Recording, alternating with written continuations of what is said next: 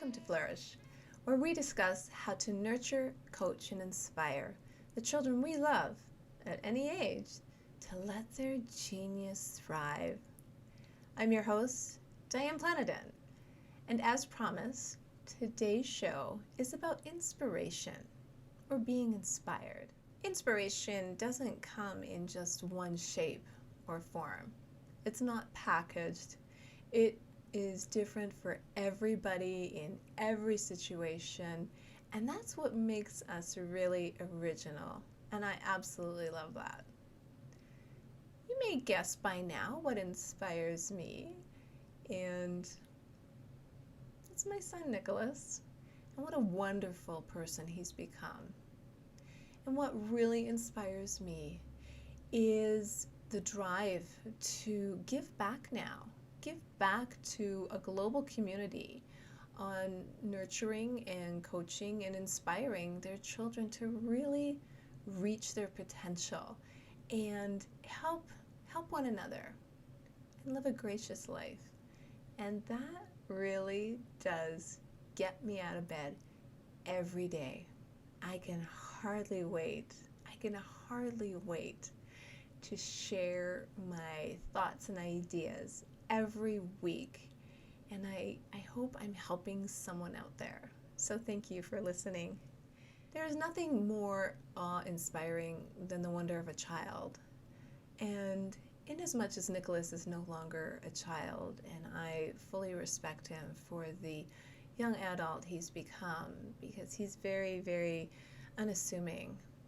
I am so excited for the next generation. They're living their life like Mach 2 with their hair on fire. They're changing the world. They're not taking no for an answer. They're holding others accountable. And I absolutely think that's fantastic. It is invigorating.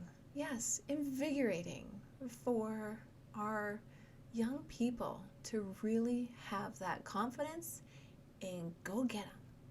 The self-confidence, the discipline, the drive I see not only in Nicholas, but in young minds around the world. It's really making an impact. So we have some new leaders coming. I think it's exciting. Which brings me back to the theme of today's show, living inspired, living life inspired. And really ask yourself, what inspires you? What gets you out of bed every day that you can hardly wait for? What drives your goals? What do you really look forward to and just find joy? I looked up a few synonyms for today's show. It might help you hear a few other words that also represent the word inspire. Because when I read them the first time, it was pretty exciting. Here we go. Excite, enliven, encourage, animate, affect, influence, invigorate, motivate, and provoke. Just to name a few. That unto itself is just so exciting. It sounds so exciting. And then there's inspiration, which takes on its own personality through words like creativity, genius, brainstorm, revelations, spur, motivation again, thought, vision, and spark. Oh, when I saw spark, I was so excited. There it is, the almighty spark. I love that. That's where great leaders do grow from. They have a spark. They have a vision, and they can see it. They can't touch it, but they can see it. Which reminds me of a quote from Ralph Waldo Emerson. Our chief want is someone who will inspire us to be what we know we could be. That's a strong vision to really permeate our senses as our goals are a vision of the future. And you just can't see it yet. So be inspired. It will come to fruition, and I absolutely love that. Let me put this in context for you. Not as a parent, but as a daughter of a parent with Alzheimer's disease. Now, I promised this show would be inspiration-based, so please do bear with me in my story today. When my dad was officially diagnosed with dementia, it was a huge blow to our family, and really an inconceivable one to my mother. She constantly struggles with it every day. Where had the time gone? How did we lose his personality so fast? Because he was a very strong personality. How does it happen that someone who raised you no longer recognizes you, doesn't recognize his wife, really believes everybody is a stranger? That is got to be scary. And honestly, I could talk hours and days on the trials and tribulations my family has been through. But on the positive, we have had some breakthroughs. And as a result, it's really been a better journey than I could have hoped for. You know, when my father has lucid moments, he will actually talk to me about the disease and wonder why he's still alive. What is his purpose in life?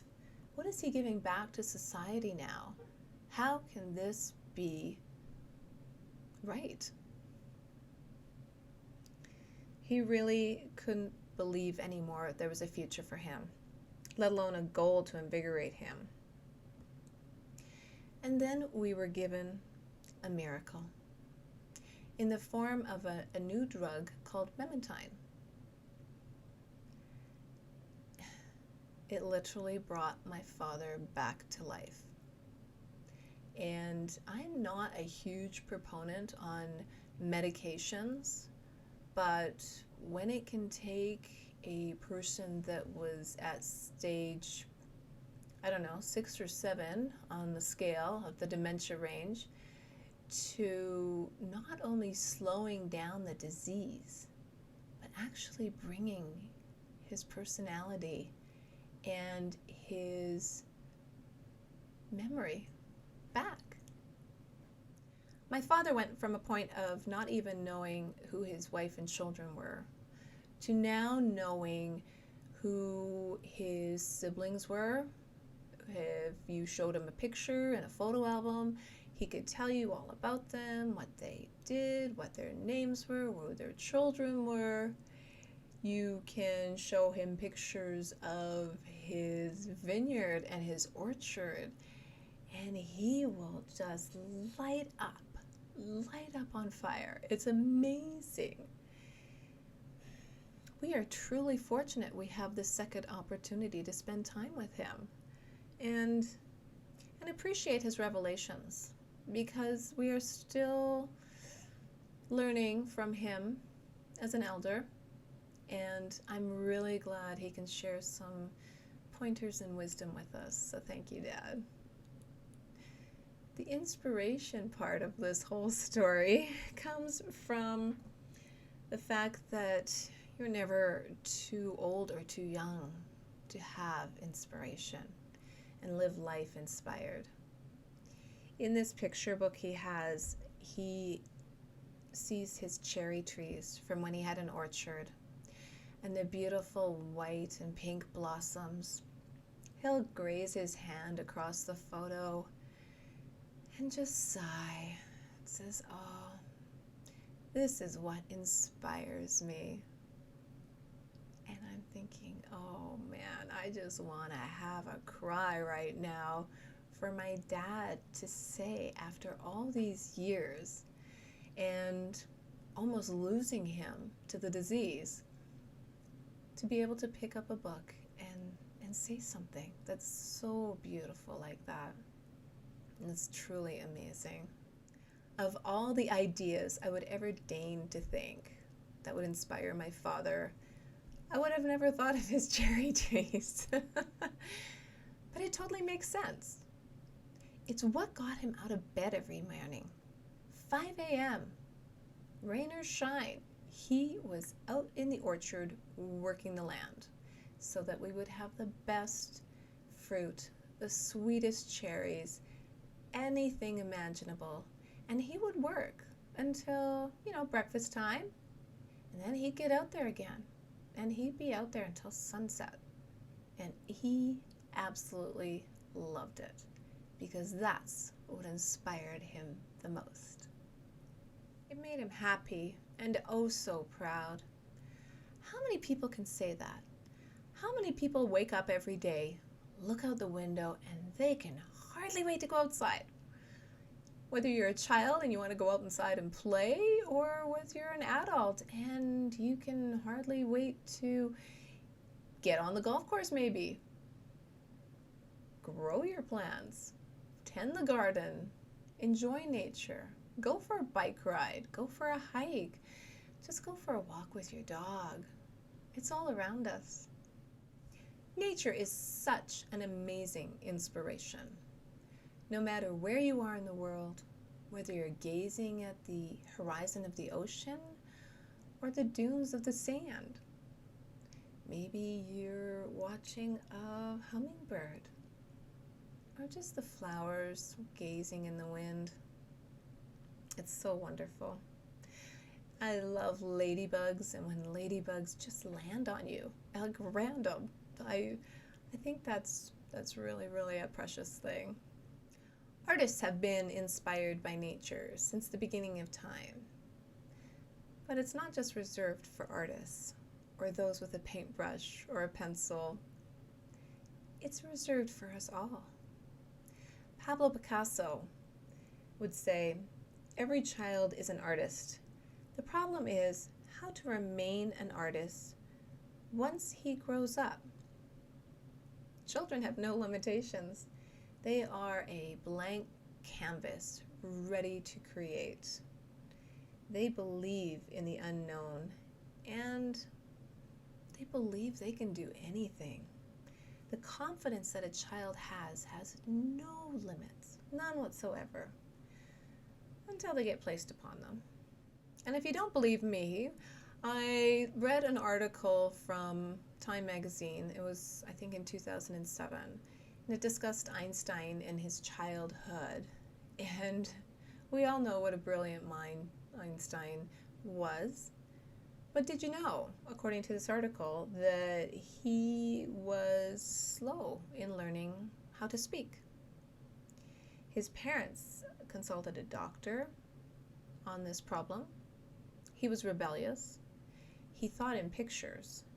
He was also expelled from school. He was also told he would never amount to much. So there you have it. These traits actually made him a genius. His contempt for authority led him to question conventional wisdom, and his slow verbal development made him curious about ordinary things, such as space and time. Most adults take those things for granted. His father gave him a compass at age 5, and he puzzled over the nature of a magnetic field for the rest of his life. And because he tended to think in pictures rather than words, Einstein would say, "I am enough of an artist to draw freely upon my imagination," which is exactly what he did. He had a vision, an idea that was thought-provoking, so much so that he did not let the naysayers enter his realm. My father still reads, and now he understands again too. We don't treat him like he should just be sitting in a corner waiting for the next meal. Just like you wouldn't put a child in a corner or just sit them in front of the TV and wait until it's lunchtime to engage them again. He likes to engage in conversation just like he always has. Especially when he's been reading, because then he wants to talk about it. He keeps those neurons firing and wiring every time he does this. And it's likely that now his mind will outlive his body because he's almost 90 years old. Well, my dad was at my house a few weeks ago, and he likes to look through my collection of books. I have a very small library of books, but it's growing, as I do love to read myself. And he picked up a book from Jim Rohn. The book is called 7 Strategies for Wealth and Happiness. And it was written over 35 years ago, but is still very inspiring for me and gives me some good ideas on how to keep moving forward. So imagine my surprise when my dad picks up this book and gets out his pencil to not only read it, but take notes in the margin. I thought that was fantastic. And then after reading for about 3 hours, he asked me to have a seat so we could discuss what he'd read. And he points to the book and he says, "Do you see this? It says here, to make progress, you must actually get started. Do you think people know," he says to me, that takes discipline, not to mention accountability?" I guess there was nothing in the book about that part. Then he flipped back a few pages to the chapter on wealth. And I'm going to summarize what that said, and as a result, what we discussed. Wealth can be money, success, freedom, power, influence, experience, friendship, love, family, and the wealth of culture. So then he turned to me and said, "Did you know that?" Of which I could honestly respond that I hadn't thought of wealth in so many different contexts. And I thought it was really interesting because wealth, it's a state of mind for each individual, and hopefully we're all wealthy in love and happiness, really. Finally, he flipped to the chapter that was entitled "The Day That Turns Your Life Around." In this chapter, he had underlined some words, and more specifically, the section on resolve. Promise yourself, it says, you'll never give up. And then it goes on to give a clear example of a baby learning to walk. And I'm thinking that's coming full circle, because a parent would never give up on a child learning to walk. They would try and try again, and the child itself would try and try again. Pull itself up, begin walking. Promise yourself you'll never give up. A simple analogy on the harder you try, the harder you fail, the better you will become. Then my dad turned to me and looked me straight in the eye. How will I know when that day has come? How will I know the day that turns my life around? That was quite the question. There he was, brainstorming, being inspired, with a spark in his eyes that there was hope for the future, just like a child would. Just like a child would be looking forward to the next day. A very humbling experience, I must say. So I hope I provoked some thoughts here on what inspires you, what gets you out of bed every day, what inspires your child, what do they absolutely love to do. You know, I was with friends earlier today, and one of their daughters was telling me about school, because I love hearing about school.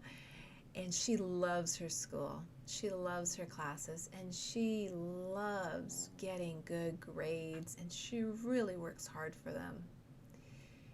And then she went on to say, but you know, there is one class I'm sort of struggling with.